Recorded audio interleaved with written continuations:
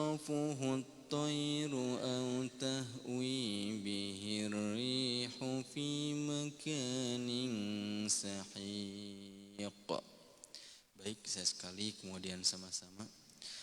A'udzu billahi minasy syaithanir rajim. A'udzu billahi minasy syaithanir rajim.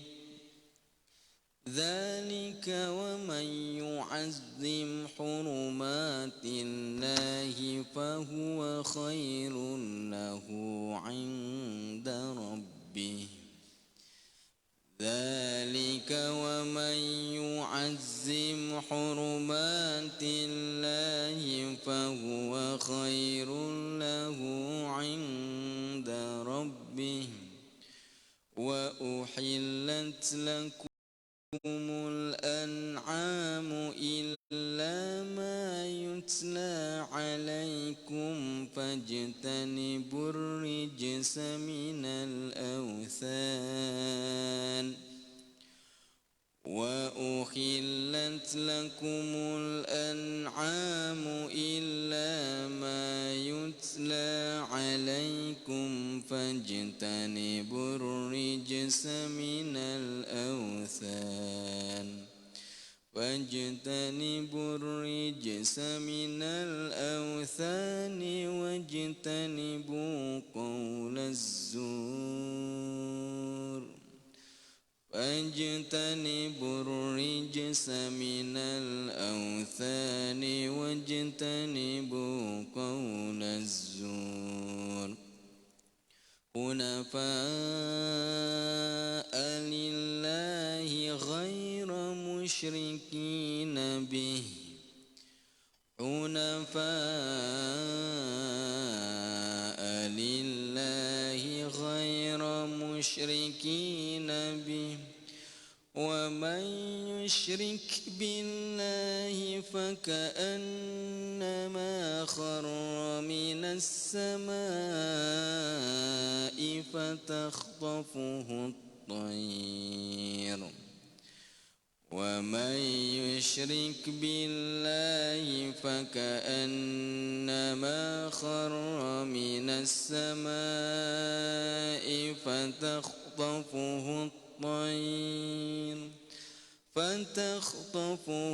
الطير أو تهوي به الريح في مكان سحيق. فتخطفه الطير أو تهوي به الريح في مكان سحيق.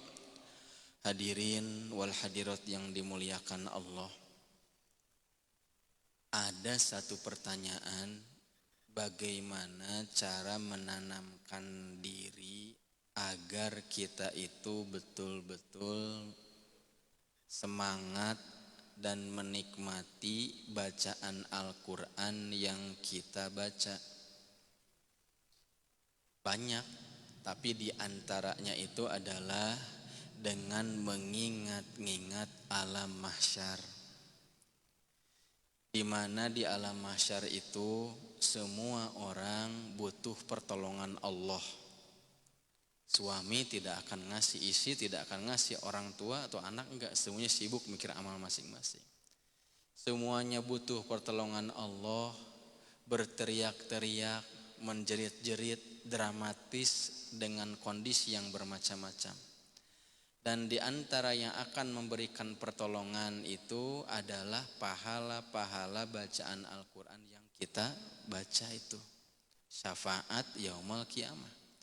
Maka jikalau kita senantiasa mengingat-ingat alam mahsyar, satu alam di mana pada saat itu Allah jadi raja dari segala raja, maka semangat kita untuk tilawah Quran. Jadi bacaan Quran yang kita baca saat ini adalah untuk keselamatan di alam mahsyar. Mending kita menahan ngantuk, menahan haus untuk bertilawah daripada nanti kehausan meraung-raung nanti di alam mahsyar nanti.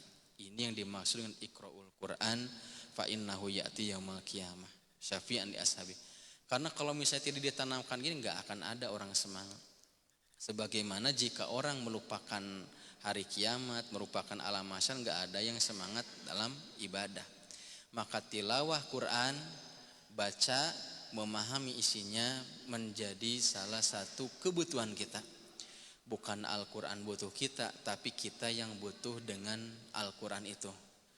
Di antara kebiasaan para sahabat, para tabi'in, orang-orang soleh zaman dulu ya, dia hobi untuk bertilawah Al-Quran. Para ulama, baik ulama hadis, ulama pakar fikih, ulama pakar sejarah, kita lihat dalam biografi mereka, pasti walaupun mereka pakar fikih, Al-Quran sering dibaca. Pakar sejarah, Al-Quran sering dibaca. Pakar hadis, Al-Quran dibaca. Sebagaimana dilakukan oleh Al-Imam Asy-Syafi'i. Multi, ya ahli fikih, ahli usul fikih, ya ahli Al-Quran juga, ya ahli hadis juga. Untuk amalan ritual, Quran tidak pernah ditinggalkan. Apalagi di bulan Ramadan. Di bulan Ramadan beliau rahimahullah berkali-kali khatam Al-Quran. Berarti kalau berkali-kali khatam Al-Quran, tidak ada kesibukan lain kecuali tilawah Al-Quran itu sendiri. Dalika ayat 30, yang demikian itu maknanya adalah perintah-perintah Allah yang sebelumnya dibahas dalam ayat ini, terutama berkaitan dengan ritual dari ibadah haji, ya, perintah-perintah tawaf, perintah-perintah wukuf, ya, kemudian perintah-perintah nyembelih hewan, perintah-perintah itu perintah Allah. Waman, dan barang siapa yu'azzim, mengagungkan hurumatillah, kehormatan-kehormatan Allah, mengagungkan satu penghormatan Allah, fahuwa, maka itu yaitu bentuk pengagungan terhadap keagungan Allah Subhanahu wa taala, khairun lahu, lebih baik baginya, inda rabbihi, di sisi Tuhannya, itu di sisi Allah Subhanahu wa taala. Yaqulu ta'ala, hadzal ladzi umirna minat ta'ati fi ada'il manasik wa ma li fa'iliha minas sawabil jasil. Jadi zalika di sini Allah Ta'ala memerintahkan kita dengan melakukan ketaatan-ketaatan berupa melakukan ibadah ritual manasik. Bagi pelakunya akan mendapatkan pahala. Wa may yu'azzim hurumatillah, dan barang siapa yang mengagungkan, yang terhormat, hal-hal yang terhormat di sisi Allah, ai maknanya waman yajtanib ma'asihi wa maharimihi yakunu irtikabaha aziman fi nafsihi. Yang dimaksud dengan wa may yu'azzim hurumat, dan barang siapa yang mengagungkan kehormatan Allah, maknanya man yajtanib ma'asihi wa maharimihi, barang siapa yang menjauhi ma'asihi, kemaksiatan padanya, wa maharimihi, atau hal-hal yang diharamkan oleh Allah Subhanahu wa taala. Jadi ketika seseorang menjauhkan diri dari perbuatan dosa, menjauhkan diri dari perbuatan maksiat, menjauhkan diri dari yang haram, maknanya dia mengagungkan penghormatan pada Allah Subhanahu wa taala. Wa yakunu irtikabaha aziman fi nafsihi, siapapun orang yang melakukan perbuatan kemaksiatan, kedosanya dan sebagainya, maka itu merupakan salah satu bentuk kezaliman pada dirinya. Taat mengagungkan Allah, maksiat sama dengan menghinakan Allah Subhanahu wa taala. Diagungkan Allah, taati Allah. Fahuwa khairul lahu, maka itu artinya perbuatan yang mengagungkan Allah, yaitu dengan menjauhi perbuatan maksiat, menjauhi yang haram. Khairun lahu adalah lebih baik baginya, ingda rabbihi, di sisi Tuhannya. Maknanya falahu ala zalika khairun kasirun wasawabun jazil.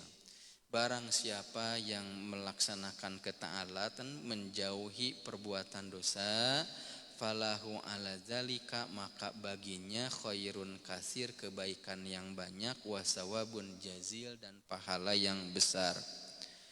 Fakama ala fi'li ta'ati sawabun kasir wa ajrun jazil. Sebagaimana jika orang melakukan ketaatan baginya pahala, orang yang meninggalkan dosa pun baginya pahala, katanya. Kadzalika ala tarkil muharramat wajtinab al mahzurat. Jadi yang mendapatkan pahala itu dua. Pertama, meninggalkan yang haram, ya, kemudian melaksanakan ketaatan. Kenapa meninggalkan yang haram berpahala? Karena ada pahala sabar. Sabar dari apa? Sabar dari kemaksiatan, menahan diri dari keinginan untuk berbuat dosa, padahal niat ada, kesempatan ada. Melaksanakan kebaikan, ini juga merupakan satu pahala. Pahalanya apa? Sabar juga, sabarnya dalam ketaatan. Kalau sabar dalam ketaatan, memaksakan diri beribadah di saat malas, ya.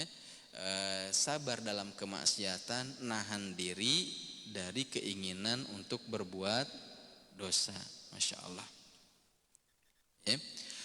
Wa uhillat lakumul an'amu illa ma yutla alaikum. Wa uhillat, dan dihalalkan, lakum untuk kalian, al an'amu, binatang-binatang ternak. Semua binatang ternak pokoknya halal, illa, kecuali ma, apa-apa, yutsla, yang ditetapkan, alaikum, pada kalian. Maknanya apa? Ai ahlalna lakum jami'al an'am. Kami, kata Allah, telah menghalalkan untuk kalian semua binatang-binatang ternak, ya. Nah, pertanyaannya, apa yang dimaksud dengan illa mayutsla, kecuali apa yang ditetapkan? Maknanya adalah ai min tahrim, kecuali apa yang telah ditetapkan keharamannya. Semua binatang ternak halal, kecuali illa mayutsla, kecuali apa yang telah ditetapkan ai tahrim, pengharamannya. Ini dijelaskan dalam ayat lain, di antara surat Idah, ya. Hurrimat. Nah, ini halal binatang ternak, tapi ada pengecualian. Hurrimat alaikum almaitatu waddamu walahmul khinzir wa ma uhilla li ghairillahi bi wal munkhaniqatu wal mauqudatu wal mutaradiyatu wan natihatu wa ma akalas. Jadi hewan-hewan yang diharamkan itu, ya, pertama al-maitah, katanya itu bangkai. Hewan-hewan yang sudah mati sebelum disembelih, haram hukumnya untuk dikonsumsi. Ayam sudah mati, haram. Setelah mati lalu disembelih, haram tetapnya. Tapi ketika ayam tersebut masih hidup, cuman udah sakit-sakitan, sebelum mati disembelih dulu, halal. Kambing sakit, nah ini kelihatan nih, ini bakal mau mati nih, sembelih dulu aja deh, halal. Sakit kambing, kemudian keburu mati, udah jadi bangkai, udah mati, walaupun matinya baru 5 menit gitu ya, baru disembelih, tetap aja haram, itu bangkai. Jadi hewan-hewan ternak kalau sudah jadi bangkai diharamkan. Waddamu, kemudian yang diharamkan juga itu adalah darah. Darah-darah apa saja, darah-darah gitu kan. Ya, itu adalah keharaman. Walahmul khinzir, dan juga lahmul khinzir itu daging babi khinzir, ya. Ada yang mengatakan dagingnya saja, kulitnya tidak, depannya tidak. Ada juga semuanya, pokoknya yang namanya babi, mau luarnya, mau dalamnya, mau dagingnya, mau enzimnya, mau semuanya itu diharamkan. Pokoknya semua apapun yang ada embel-embel babinya walaupun sedikit itu tetap haram. Kemudian yang selanjutnya adalah hewan-hewan yang disembelih tidak karena Allah Subhanahu wa taala. Dia nyembelih. Dulu orang-orang jahiliyah ketika nyembelih itu untuk berhala. Bismillah, Bismi Uzza, Bismi Hubal, Bismi Manaf. Demi Tuhan Lata, demi Tuhan Uzza, demi Tuhan Hubal, demi Tuhan Manaf. Setelah adanya Islam maka dirubah itu. Yang ada ketika nyembelih Bismillahi dengan menyebut nama Allah. Apapun hewan yang disembelih tidak nyebut nama atau dia nyembelih ya, tetapi tidak dengan cara yang baik gitu. Tidak nyebut nama Allah langsung. Nah, ini kepala misalnya ada ayam. Nih, potong pakai tangan. Enggak disembelih ininya, enggak bismillah tapi tangan. Udah, kepalanya lemparkan. Itu diharamkan. Ya. Jadi disembelih bukan karena Allah atau dengan cara yang baik, tidak dengan cara yang baik. Atau bisa juga hewan-hewan yang memang dicekik dulu. Mati lempar. Ini merupakan yang dilarang oleh Allah Subhanahu wa taala. Jadi silahkan makan binatang ternak tetapi yang diharamkan jangan. Fajtanibur rijsa minal awthani wajtanibu qaulaz zur. Fajtanibu maka jauhilah oleh kalian ar-rijsa najis minal ausan dari berhala-berhala. Wajtanibu dan jauhilah oleh kalian qaula ucapan-ucapan azur dusta. Min hahuna libayanil jinsi. Min kalimat fajtanibur rijsa minal itu adalah untuk penjelasan. Ai ijtanibur rijsal ladzi huwa fil ausan. Jauhilah najis-najis yang ada di dalam berhala. Berhala itu ya dianggapnya najis lah gitu kan. Wa qarrona syirk billah biqauli zur. Di sini luar biasa. Fajtanibur rijsa. Jauhilah oleh kalian najis dari berhala. Artinya jauhi berhala-berhala, penyembahan berhala. Menjadikan berhala sebagai Tuhan, karena itu kesyirikan. Wajtanibu qaula zur dan jauhilah oleh kalian perkataan dusta. Di sini disebutkan qarrona syirk billah biqauli zur. Allah menggandengkan perbuatan syirik nyembah berhala dengan ucapan dusta. Disejajarkan. Gitu ya. Oleh karenanya disebutkan kul inna maharrama rabbiyal fawahish ma zahara minha wa ma batan wal isma wal bagya bighairil haq wa an tusyriku billah. Katakanlah sesungguhnya Tuhanku telah mengharamkan perbuatan fahsya keji baik yang nampak ataupun yang tidak nampak, perbuatan dosa, kemudian juga perbuatan dusta dan juga perbuatan syirik pada Allah Subhanahu wa taala. Pertanyaannya kenapa Allah menggandengkan perbuatan syirik nyembah berhala dengan perkataan dusta? Dua-duanya kata Allah disuruh fajtanibuhu, jauhilah, jauhi. Wa fis sahihaini, dalam sahihain Bukhari dan Muslim, an Abi Bakrah, dari Abu Bakrah qala berkata, qala Rasulullah sallallahu alaihi wasallam, Rasulullah sallallahu alaihi wasallam pernah bersabda, ala unabbiukum bi akbaril kabair, mau enggak aku beritahukan kepada kalian dosa sebesar-besarnya dosa? Kata Rasul. Kulna, maka kami menjawab, kata para sahabat, bala ya Rasulullah, mau ya Rasul, silahkan sampaikan kepada kami dosa-dosa yang termasuk dosa besar itu. Qala, maka Nabi menjawab, al isyraku billah, pertama berbuat syirik pada Allah. Wa uququl walidaini, dan menyakiti hati kedua orang tua. Membuat kecewa, membuat nangis, membuat sakit hati, membuat marah, pokoknya itu itu membuat sakit hati orang tua, membuat hatinya sakit gitu. Sampai ada orang tua nyesel ini melahirkan anak ini karena susah diatur.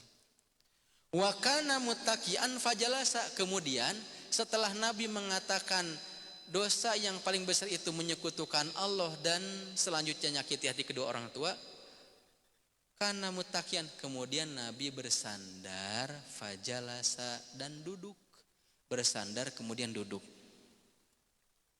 Faqala, maka Nabi menjawab, ala wa qauluz zur, ketahuilah, hati-hati nih ucapan dusta. Jadi syirik pada Allah, nyakiti hati kedua orang tua, dan berkata dusta, katanya itu. Ala wa syahadatu zur, ketahuilah juga ada lagi, yaitu saksi palsu, katanya itu. Famazala yukariruha hatta qulna laita usakata. Dan Rasul tuh terus ngulang-ngulang. Ala wa qaulu zur, ala wa syahadatu zur, ala wa qaulu zur, ala syahadatu zur. Ketahuilah nih ucapan dusta, ini saksi dusta, sumpah palsu gitu kan. Dan kata para sahabat itu, kapan nih selesainya Rasul ngulang-ngulang itu? Dia berkata dusta, Masya Allah. Kemudian disebutkan dalam hadis lain, Rasul pernah berkhutbah, ya ayuhan nas, adat syahadatu zur isrokan billah, salasan. Kata Rasul, ya ayuhan nas, wahai sekalian manusia, hampir saja berkata dusta, disebut lagi bersaksi palsu, bersaksi bohong, hampir menyamai syirik kepada Allah. Salasan, Nabi ngulang-ngulang 3 kali. Hati-hati kalian. Kenapa sebabnya? Pokoknya semua yang berbau dusta hampir saja derajatnya mendekati menyekutukan Allah. 3 kali diulang-ulang.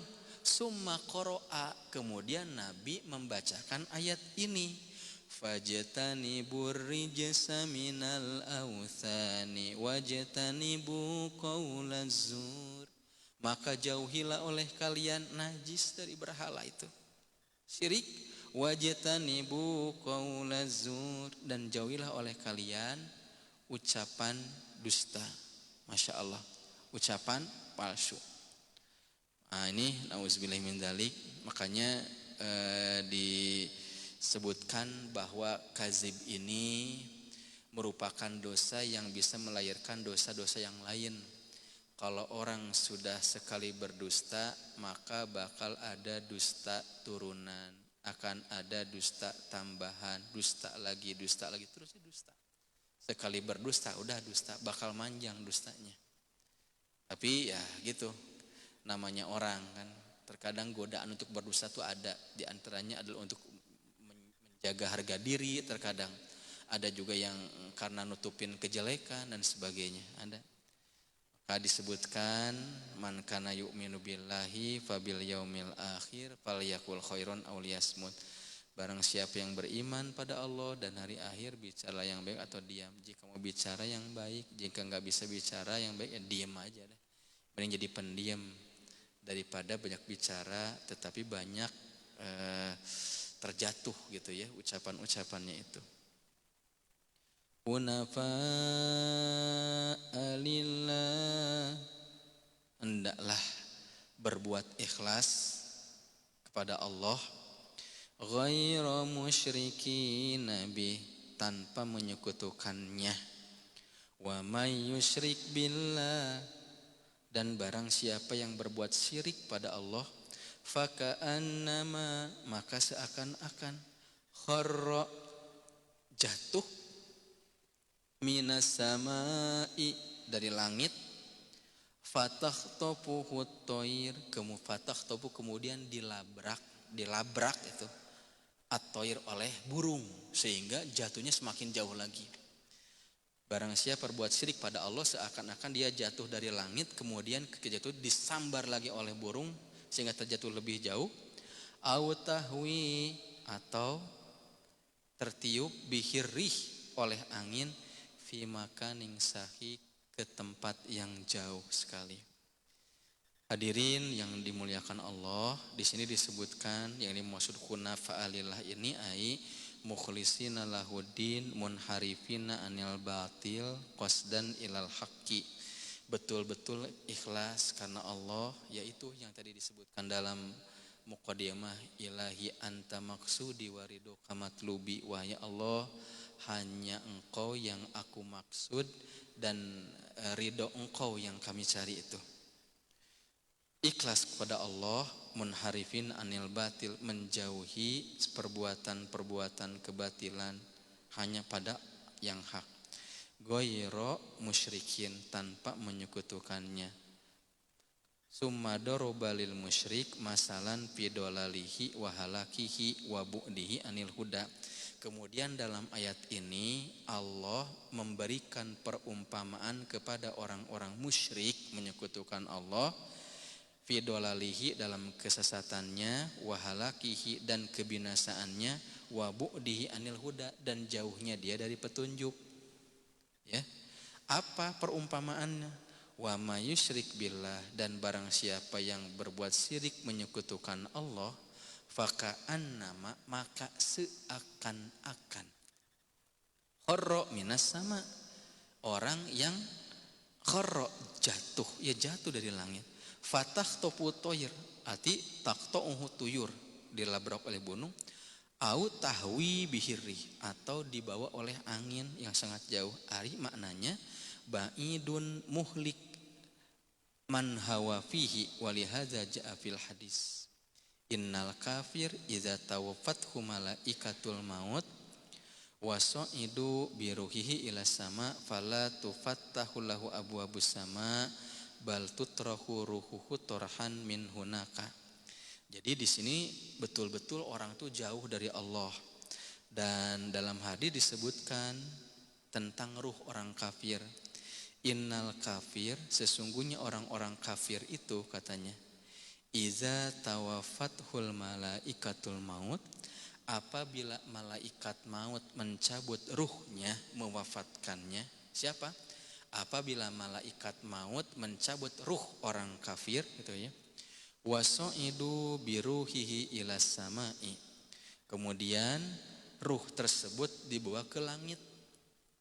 Fala tufattahu lahu abwabus sama, maka pintu-pintu langit tidak membuka. Jadi pintu langit tidak buka. Bal tutrahu ruhuhu torhan minhu, akan tetapi ruhnya itu dilemparkan. Wallahu a'lam bisawab. Quli ruh min amri Rabbi. Jadi katakanlah bahwa urusan ruh itu adalah urusan Allah Subhanahu wa taala. Kita hanya menyampaikan apa-apa yang emang Rasulullah SAW memberitakan, begitu tercelaknya gitu kan. Dan ini hadirin sekalian, hadisnya itu sahih ya.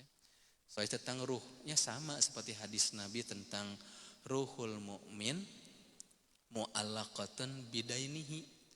Dalam lain nafsul mukmin, ruhnya seorang mukmin tergantung dengan hutang-hutangnya, atau jiwa seorang mukmin itu tergantung hutang-hutang.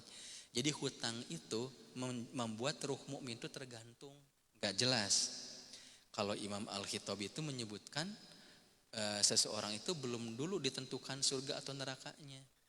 Belum dulu ditentukan selamat atau tidaknya sebelum urusan hutangnya diselesaikan. Jika hutang piutang itu belum beres di dunia katanya, nanti dibereskannya di akhirat, bisa dipertemukan dengan orang yang dihutangi, dan apabila sudah nggak bisa bayar, ya itu pahala-pahala kebaikan dia. Orang yang rajin ibadah tapi banyak hutang, rajin ibadah tapi berhutang, sering bayar, maka pahala-pahala ibadah dia itu dijadikan sebagai pengganti untuk bayar hutang. Dan apabila pahala kebaikannya udah habis, dosa-dosa orang yang berbuat kejelekan, artinya dosa-dosa orang yang dihutangi, dipindahkan kepada orang yang berhutang tersebut. Ya sama ya, urusan tentang ruh itu luar biasa ya. Yang jelas kita meyakini bahwa dalam tubuh kita ada dua unsur. Ada unsur jasad, ada unsur ruh. Jasad unsur tanah, ruh unsur langit kata itu dibuatkan apa itu. Ruh tidak ada ya sudah tidak ada lagi gitu kan. Kemudian disebutkan qad daraba ta'ala lil musyrikin masalan akhar fi suratil an'am. Allah juga memberikan perumpamaan orang-orang musyrik dalam surat Al-An'am katanya. Qul anad'u min dunillahi ma la yanfa'una wa la yaduruna wa nuraddu ala aqabina ba'da id hadanallah kallazi stahwat fisyayatin fil ardi hayrana lahu ashabu yad'unahu ilal huda tina qul inna hudallahi wal huda. Dan katakanlah apakah kami harus menyeru minta kepada selain Allah di mana selain Allah itu la yanfa'una tidak bisa memberikan kemanfaatan pada kami wala yaduruna dan tidak bisa memberikan kemadharatan pada kami gitu. Manfaat tidak bisa, kemadharatan juga tidak bisa gitu. Ini gimana gitu kan? Kemudian yang selanjutnya wa nuraddu ala aqabina dan yang selanjutnya kita akan dikembalikan aqabina ke belakang kami ba'da idhadana Allah setelah Allah memberikan hidayah kepada kami kallazis tahwah husyayatin fil ardi. Ini seperti orang-orang yang disesatkan oleh setan di bumi gitu kan ya, di sawangan yang menakutkan. Kemudian selanjutnya adalah menyeru-nyeru untuk kembali mendapatkan petunjuk. Jadi setelah disesatkan kembali lagi. Qul inna hudallahi huwal huda. Katakanlah sesungguhnya petunjuk Allah itu adalah sebenar-benarnya petunjuk. Allahumma ya muqallibal qulub sabit qulubana ala dinik wa ta'atik. Allahumma ya Allah, wahai yang membolak-balikan hati, tetapkanlah hati kami ala dinik wa ta'atik pada agamamu dan kepada ketaatan kepadamu. Amin ya Allah ya rabbal alamin. Saya rasa mungkin ini dulu yang bisa sampaikan yang benar dari Allah, yang salah saya pribadi. Siap-siap salat Isya. Subhanakallahumma bihamdik asyhadu an la ilaha illa anta astaghfiruka wa atubu ilaik. Assalamualaikum warahmatullahi wabarakatuh.